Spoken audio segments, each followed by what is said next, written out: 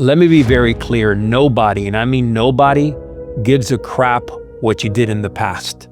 No matter how successful you were, no matter how bad you were, doesn't matter what you've done, you have an ability. You have really an honor. You have an opportunity to live your life differently today. But it's up to you. All right, guys, welcome back to the channel. I appreciate your support. Before we get going, I would love for you to subscribe to the channel, share, comment on it. Of course, what we're trying to do here is build this beast. Listen, YouTube, it's very difficult to build, and we've been trekking in the right direction, but with your support, we're going to be able to really bring you the best content available in the masculinity field. And speaking of masculinity and really speaking about the warrior's path, because that's what I love to talk about, right? Listen, there are many people out there that speak a big game about being a stronger man, being a strong father, husband, leader, visionary. That's what we are about. But let me be very clear. And I say this from the bottom of my heart. When a man starts living within the spectrum of a code, within the ability to live his life from top to bottom, believing in honor, integrity, serving for a higher purpose, being a better man every single day, hacking away the unessentials, surrounding yourself with great people, and having a winner's mindset, really a champion's mindset, where no matter what, no matter how many times you fall down, no matter how difficult life is, how many challenges come your way, you still have the ability, my friends, to step up, to rise and be a better person, to win at the game of life. And today, I want to go into several ideas that have been on my mind, but I'm going to cough some of those up today. What I keep on seeing, and I want to talk about this specifically from the get-go, is that too many men start believing that because they did something great 5, 10, 15 years ago, somehow, magically, they don't need to show up today. And that is the biggest crock of shit. As a matter of fact, every man needs to step his game up every single day. And I mean this from the bottom of my heart, man. Like I can't say this with any more conviction, really. You should be the best version of yourself every single day. And it's a problem when you're thinking about what you did yesterday or the day before or 2 years ago or 3 years ago, and you're so caught up in that world that somehow you get a free pass today. And this is why most men are dying off in relationships. Their kids do not respect them anymore, right? It's it. Your son, your daughter, they don't respect you anymore. Maybe they've grown up and they look at you and they just say, hey, yeah, dad was sort of there.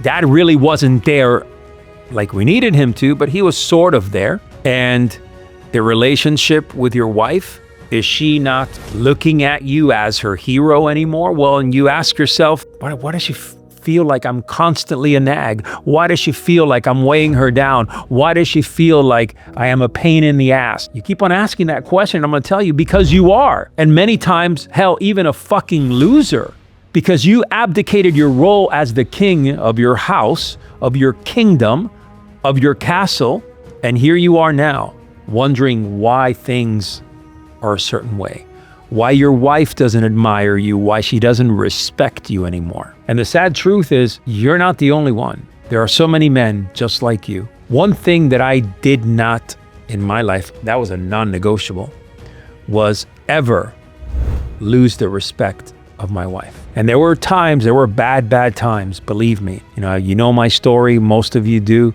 or at least some of you do. I lost it all. Lost my house, my cars.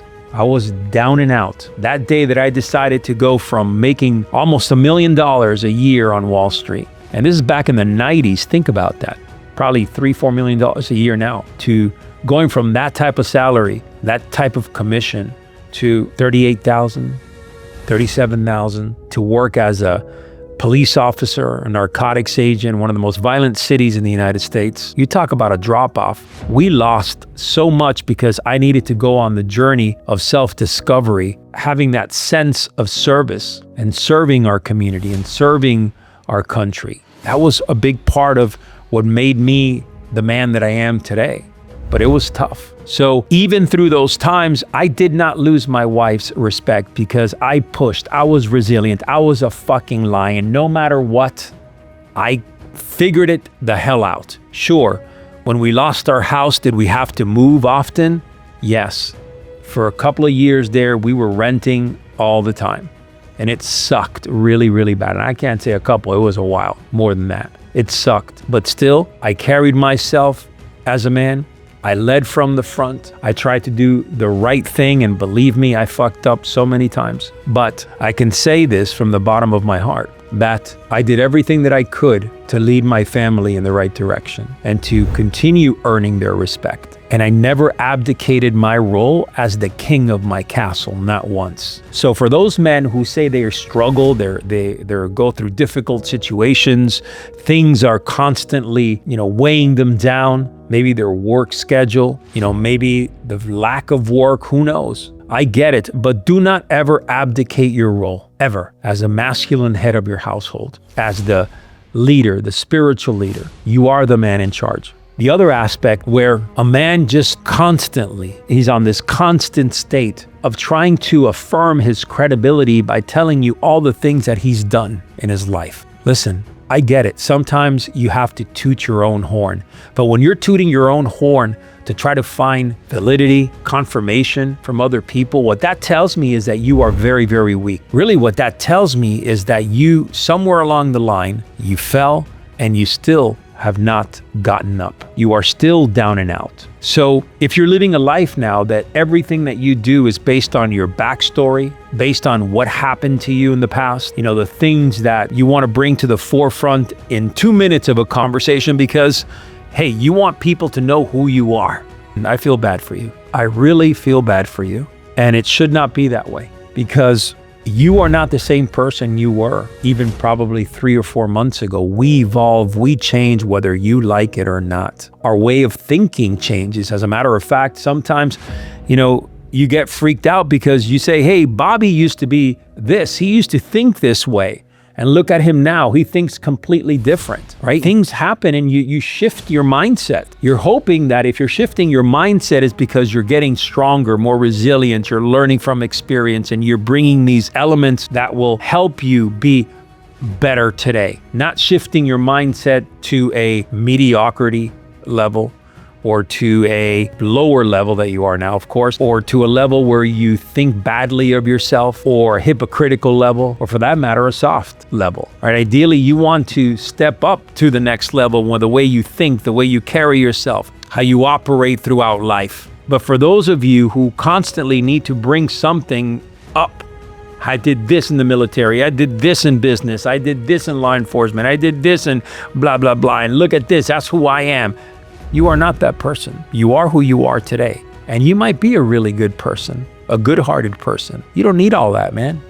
What you need is for you to be an honorable man who carries himself with elegance, with refinement, a man who speaks from the heart, a man who really looks at life from a perspective of not just being selfish, but actually helping others. You see, that's where the gold is. Truly, that is where the gold is. All right, and the next thing here that men struggle with all the time, and I see this not only through our programs and some of our coaching and our meetings and our events, but I see this aligned through basically running across so many men in our society. And it's sad but true. They lose sight of where they could be, and they settle in to their comfort zone, to their little bubble. And the moment that you try to challenge that bubble, or you try to challenge them to step out of that bubble, or God forbid, you have an edge weapon that goes up to that bubble and says, hey, I'm gonna pop it. No more bubble for you. They lose their mind. Why? Because they seek refuge in their comfort. And when they're within that comfort zone, the only thing that breeds is mediocrity, staleness, sedation, And that is the world that most men live in. They don't dare step outside that bubble, because what that means is that they're going to have to put themselves at risk, right? They're going to have to face difficult challenges. They might have to work their ass off. Hell, they may have to do things that they're not accustomed to doing. That's not okay. It is not okay for a man to live inside his bubble. He must step out. Where the magic happens is outside that bubble. And I've said this over and over again. Step outside the bubble and you will find the magic of growth. If you don't believe me, try it a couple of times. Do things that you're not accustomed to doing. Stretch yourself a little bit. Get uncomfortable. That's one of the most beautiful things that happens inside the Man of War crucible, is exactly that. Men get pushed and challenged to levels where they can't do it themselves. You can't go to the gym and push yourself to that level. You think you can, but you can't. So this rite of passage is so powerful that really helps men overcome so many obstacles by being around other men who are pushing right next to them, walking that warrior's path right next to them. That's where the magic happens, outside the bubble, in the discomfort zone. And you could find so much out really about yourself. And it's not just going to a hard event like this. You can start just by doing things that you're not accustomed to doing, as I said a minute ago. Simple, that's it. You go out there and you push a little bit farther here. Maybe you're not comfortable, going to let's just talk about a networking event where a lot of men shit their pants. They don't want to go around other men because then they feel inferior. When they start seeing men that are at a higher level than they are, they start feeling inferior. So instead, they rather stay in their bubble, and they'll never go out there and shake a hand with meaning, with intention, and then build relationships and cultivate really good long-term relationships with people who could open doors for them. And not only that, but they can put eyes and see that other men are growing, are performing at high levels. And now their belief system goes from, damn, he's doing it, why can't I do it? But we stop for a moment and we evaluate ourselves. And then we say, no, I want to run right back into my little bubble, because I don't think that I am good enough. I rather lead within my small little kingdom, even though at times that little kingdom might be 3 or 4 people. You still feel good about yourself. But the moment that you step outside and there are people who have done things, disruptors, game changers, people who are willing to take way more risks than you, people who are willing to move the needle way faster than you, well then, what do you think happens? You tell me. You run back into your bubble, you stay in your bubble, and that's how you are going to die. Inside your bubble. Not many friends, really nobody around you, and then you're going to go on your deathbed and you're going to talk about why you did what you did. Hey, I was comfortable in my own zone. You're going to tell your great grandkids, hey, I was comfortable in my own zone. But you're not going to say that to your grandchildren. We both know that. Really what you're going to say is, and I know this because I've experienced it, I've seen it, I've heard about it, it's the regrets. Look at your grandson, great-grandson, and say, hey, I regret not bursting that bubble and going out there and moving the needle in my life and pushing myself and testing myself and experiencing what life really had to give me. And yeah, that's how most will sit in their rocking chair, wondering what the hell happened with life. I refuse to be that man. I want to be a man who leaves a legacy, who builds a kingdom, who creates a movement that will be here way after I'm dead. I pass away into the next life or go to heaven or wherever I go. That is so important to me. And honestly, I think that most men deep inside want that. And if they don't, I question their integrity. I question their core beliefs. Because I don't know about you, but for me, I don't want to be settled in my 70s and 80s. I want to go out there and be a wolf hunter and continue hunting. And there are great examples now. I mean, look at, Clint Eastwood. I mean, he's 90-something years old, still making movies. I mean, you don't have to look too far. I mean, whether you hate him or love him, President Trump, I mean, that guy's a beast. He's almost 80 years old and he's moving around like if he's 25 years old. He is here, he is there, he is everywhere. And you have examples in your life where you don't have to fade away in your 70s and 80s. You can be strong, you can be resilient. But that doesn't just happen when you're that age. You have to start living your life now in a way where you have that passion and that desire, right? That's the key. Having that passion and desire and maybe even to a level, this certain ambition, right? This certain level of ambition. Because if you're just gonna sit around in your life and expect to win all the time and not to fail and be protected by the walls of your own little bubble, I'm sorry, but you're not.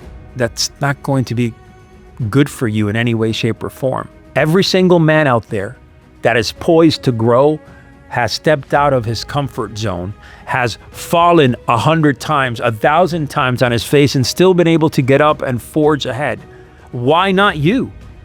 Why is it that you are sitting on the sidelines, not making the moves that you need to be making in the name of, I'll do it tomorrow? Or in the name of, I don't have the money, or in the name of, wow, that looks very, very tough. And instead you live vicariously through other people instead of you stepping up and leading from the front. Let's make that change. Those changes happen. They really happen in a dynamic fashion. It's about living a life with principles and believing in yourself and saying, this is not where I want to go. I want to make the shift now, and actually doing it. And making the shift and stepping outside that zone and believing that you need to show up every day, that you can't be thinking about what you did 2, 5, 10 years ago. Yeah, it's exactly what it's about. We need, as men, we need the fire. We need the fight. We need the drive. And as warriors, we prepare ourselves for battle. We prepare ourselves in ways that most men don't. We sharpen our skill set. We sharpen our mindset. We think outside the box. We serve for a higher purpose. Some of us will know us as disruptors, as game changers, as people who actually move the needle and protect our way of life. With that said, gentlemen, hope you got some good takeaways out of this. If you're watching us on YouTube, please share, subscribe, comment, do whatever you can here. It'll help us move the needle and continue bringing you some great content. For those of you who listen to the Man of War podcast, I appreciate your support. We continue to be in the top, I think we're in the top 50 now in society and culture. We're back at it again. We were in the top, well, we've been in the top 20 for a long, long time, but we've kind of scattered this podcast a little bit around, and we want to come back at you hard here and take our reigning positions. We want to continue being in that top 10, top 15 on society and culture. And with your help, yes, we will achieve that soon. Hey, God bless you guys, and I'll see you soon.